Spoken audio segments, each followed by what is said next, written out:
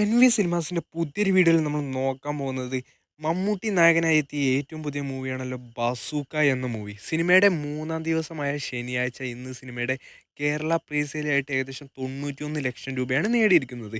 ഇന്ന് സിനിമയ്ക്ക് എന്തായാലും 2 കോടിക്കടുത്ത് കളക്ഷൻ ഉണ്ടാകുമെന്ന് ഇപ്പോൾ ഇത് ഉറപ്പാക്കപ്പെട്ടിരിക്കുകയാണ്.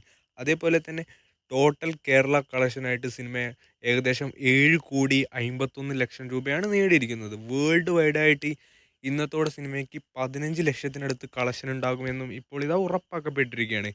അതേപോലെ തന്നെ നെസ്ലിൻ നായകനായി എത്തിയ ഏറ്റവും പുതിയ സിനിമയാണല്ലോ ആലപ്പുഴ ജിംഖാന എന്ന സിനിമ.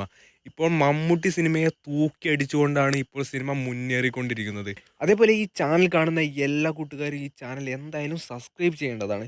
മൂന്നാമത്തെ ദിവസമായ ശനിയാഴ്ച ആലപ്പുഴ ജിംഖാന എന്ന സിനിമയുടെ കേരള പ്രൈസിലായിട്ട് 1,87,00,000 രൂപയാണ് നേടിയിരിക്കുന്നത്. അപ്പോൾ ഇന്ന് സിനിമയ്ക്ക് സുഖമായിട്ട് 3 കോടിക്ക് മുകളിൽ കളക്ഷൻ ഉണ്ടാകുമെന്നും ഇപ്പോൾ ഇതാ ഉറപ്പാക്കപ്പെട്ടിരിക്കുകയാണ്.